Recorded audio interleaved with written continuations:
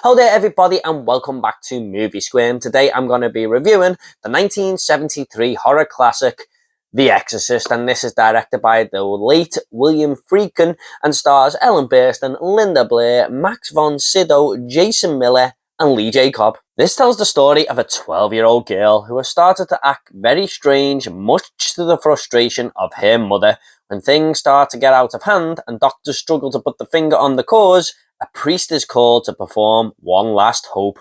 And by the way, guys, this is the director's cut I'm going to be talking about here. I feel like it's the only way to watch this movie. Even if you haven't seen the theatrical cut, you can go straight ahead to the director's cut, as it contains one of the scariest scenes in the entire film, which I'll get to shortly. But I am also going to be talking spoilers in this review, so just a heads up, if you haven't seen the movie, this is going to be a little bit of a deep dive. The Exorcist, quite possibly the most famous horror movie of all time. I remember hearing rumblings back in the day that this was the scariest movie ever made. From my parents, from my grandparents, I'd heard all the stories about nuns waiting outside the cinema saying, "Don't go in there, whatever you do," and all these tales of when the movie was released back in 1973 and how it terrified the audiences.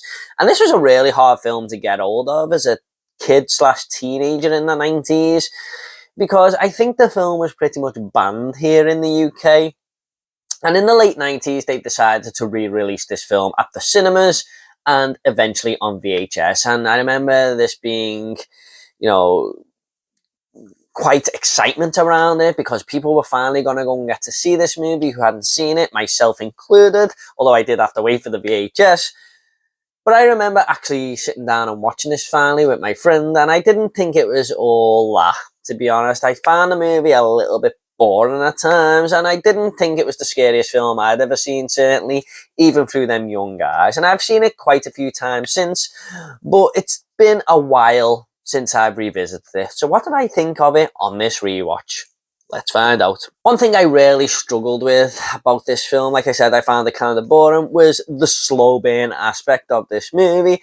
I was just kind of waiting around when I first seen this for all the stuff that was meant to be scary to happen, and it seemed to take its time. I was so used to movies like A Nightmare on Elm Street and Friday the 13th just being relentless death scenes and stuff. But here, this was a much more different experience, and I couldn't quite adjust to that.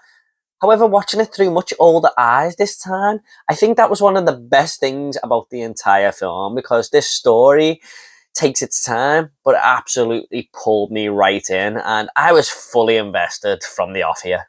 I think I just prefer it these days, this slow aspect of storytelling, but the way the movie slowly unravels to us what Regan is going through here is one of the biggest qualities of The Exorcist. We are slowly drip-fed here and there, some depraved actions, and something's not quite right with Regan, and it just slowly builds. And what we see this innocent 12-year-old girl go through from the start of the movie to this absolute monster by the end is nothing short of horrifyingly spectacular to me.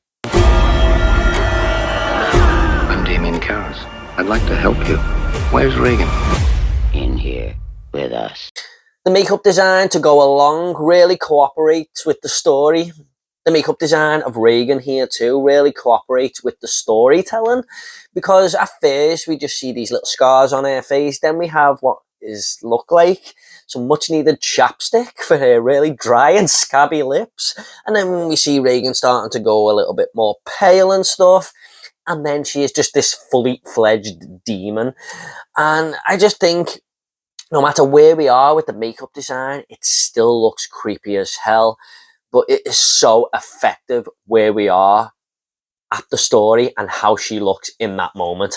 And when people say this is the scariest movie of all time, I used to think, until this rewatch actually, are they just talking about the end where Regan's being lifted off the bed and she's shouting all these obscenities at the priest and stuff? But actually, it's everything before that is where the movie is at its scariest, because some sinister things really do happen here. Now, don't get me wrong, I'm not easily scared when it comes to movies, and I wasn't that scared watching this. However, I could see where people were coming from when they said this, because I think back in 1973, especially, if you went to see this at the cinema and when faith was a much bigger thing back then, I could see this movie being shockingly terrifying. Like, even me back then, I think I would have been terrified at the cinema because we hadn't really seen anything like this too much before, and it was doing something new and really testing your religion. I feel it all comes down to how much you believe, and I think back then it was just a much bigger thing within Christianity, if you like.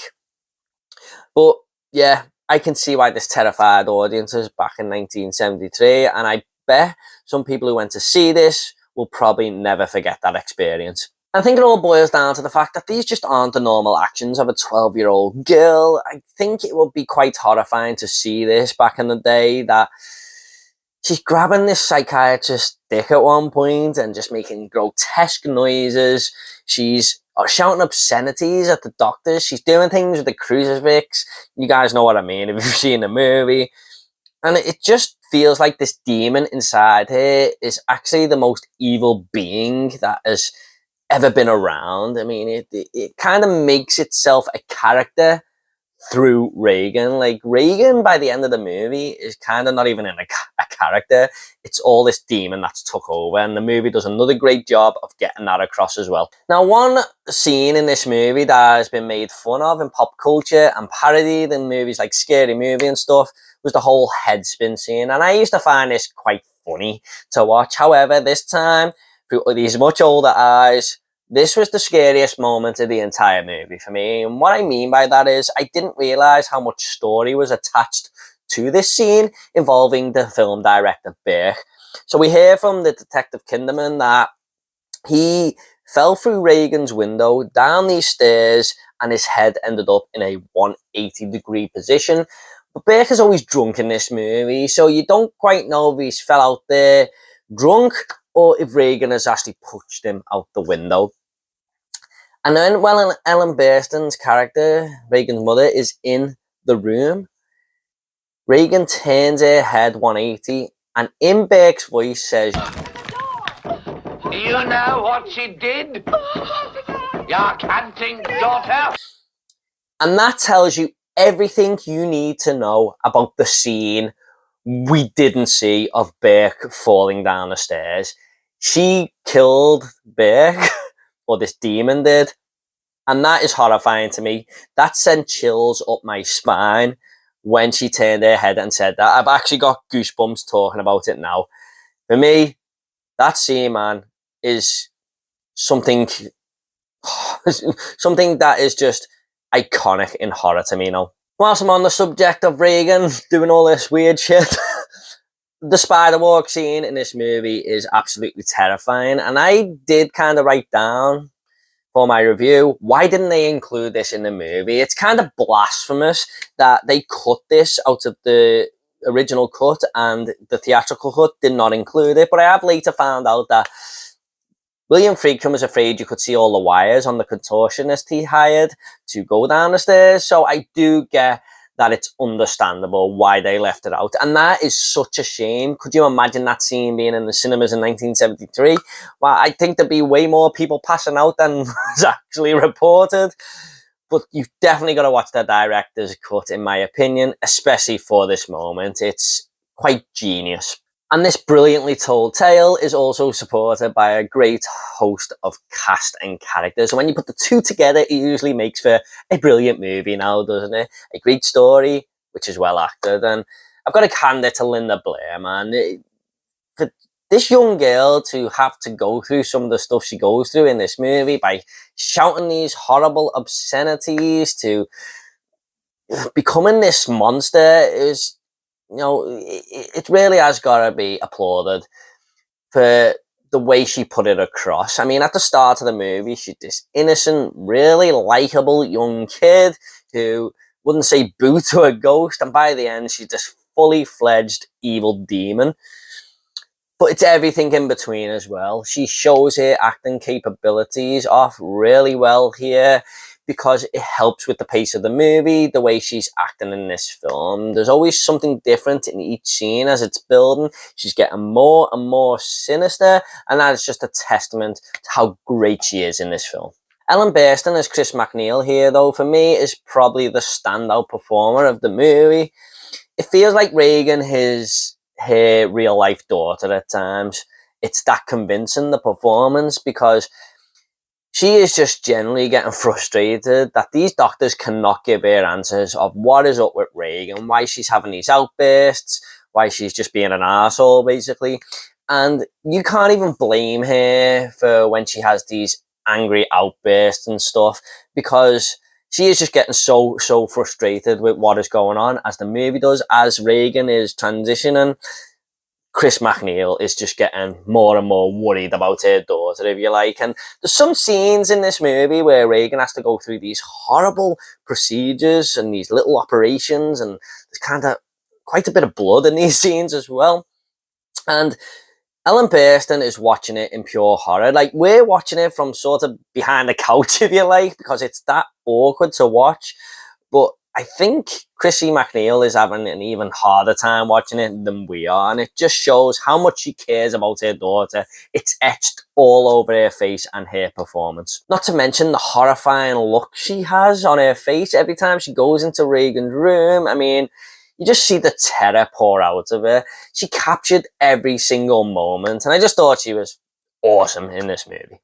We also have Father Damien Karras here, played by Jason Miller, who is another great character in this movie. He's a man he's a priest, and he's losing faith in what he believes in, basically. And that is not a great time for him to be Chrissy MacNeil's last ray of hope, who's never really believed in anything. And it's kind of like these two character arcs are going this way, where they sort of need to meet in the middle to destroy this damn thing. I want you to tell me that you know for a fact that there's nothing wrong with my daughter except in her mind. You tell me you know for a fact that an exorcism wouldn't do any good. You tell me that! And I like how it's kind of written into the story, his arc. He's having a lot of dream sequences in this movie of his dead mother going down a subway, and as she's going down, the demon's face is just flashing on the screen, and it's quite spine tingling to watch, I'm not gonna lie. It's a horrible looking face. But I like how the demon also plays on this in the third act of the movie. He's sort of taunting Father Karras over his dead mother and stuff as he's trying to regain his faith. So it's kind of a little battle going on there between the two, and I just thought that was a cool little subplot.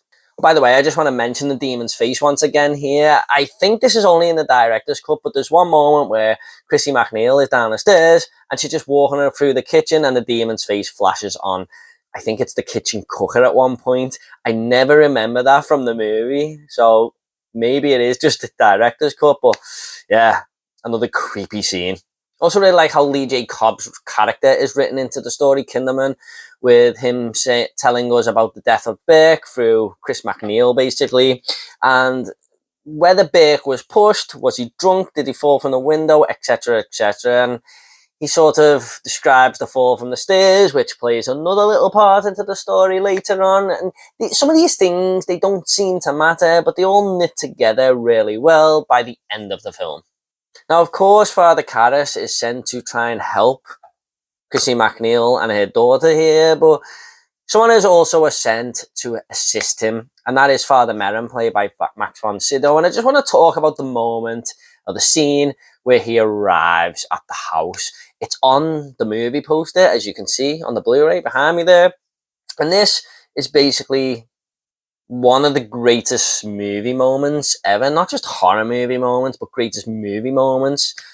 It just says everything in this iconic image, basically. You've got Father Merrin stepping out the vehicle, and it's almost looking like a silhouette. The mist and the fog are surrounding the house. This beam of light where this demon lurks in the bedroom is shining on Father Merrin from that bedroom. And it's almost like the last ray of hope is here. The hero has arrived, and it's no wonder they use that image for the horror movie posters, and it's one of the greatest horror movie posters and one of the greatest images in horror movie history. And I can't do this review without mentioning the Tubular Bells, one of the most iconic horror movie themes ever. If you hear that, you know it's from The Exorcist. It's chilling, and it just totally works. My biggest problem with it is how it's utilized in the movie, which is a positive and a negative, really, because it's such a good score, but also we don't hear it enough. I recall one time hearing it, which was when Ellen Burstyn's character was walking down the street, and it just didn't feel like the right time to play that music. Some may disagree, but I kind of wish this movie used it like Halloween does. It's a big part of the movie in Halloween where they use it for some certain scenes. And I'm not saying they should have done that a lot here, but it would have been a lot more effective if they just used it here and there, even if it was just once or twice more. So a bit of a mixed bag there. And the third act really changes up the pace and the feel of the film. And unfortunately for me, I don't think it works all that well in today's age. Now, don't get me wrong, it's not a bad last 25 minutes or anything. It's still pretty strong, but I feel like the movie does come down a little bit there. You still got some awesome scenes like Reagan lifting off the bed, shouting the obscenities, torn Father Karras with all the vulgar dialogue and his mother's passing and stuff. It's still pretty grim stuff to look at and hear. But the green puke, man, yeah. I mean, that just didn't look good at all, in my opinion, and it's aged very poorly. What is it? And despite a lot of stuff happening here, I still do feel like people may laugh at this part of the movie. There's still some shocking stuff happening and stuff, but I did find myself smirking a little bit myself after trying to remain fully invested after the first two acts. No matter how hard I tried, I just didn't think this was as strong as a lot of people may make it out, and that might be an unpopular opinion amongst Exorcist fans. But I just feel the movie is definitely at its strongest before Father Merrin shows up, or just after that scene, basically. Everything after that scene, for me, just feels a little bit dated, unfortunately. The opening to this film is a little weird too. Father Merrin is on this almost Indiana Jones-like adventure, trying to find this demon in this big dig, the little demon antique thing.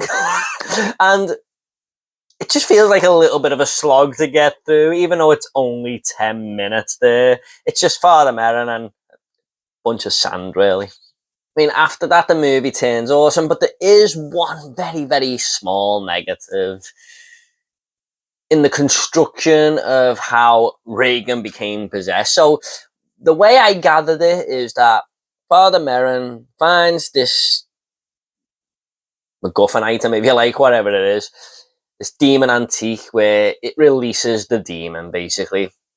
And Reagan just happens to be the first person in the entire world to play the Ouija board by calling it Captain Howdy and stuff, and that's her speaking to the demon. And that's how this young, innocent girl becomes possessed. That is the way I took it. And it might seem fairly obvious to some that's what happened, but I do feel like the movie could have constructed that just a little bit better there, telling us exactly what's happened. But you kind of just got to put all that together in your head. I just feel like Reagan is very, very innocent, and then she's having these outbursts, and the mother is just very, very concerned, and it's kind of in the next scene. So was Reagan already acting weird before this demon got into it, or was it when the demon got released? It's kind of not very clear, that to me.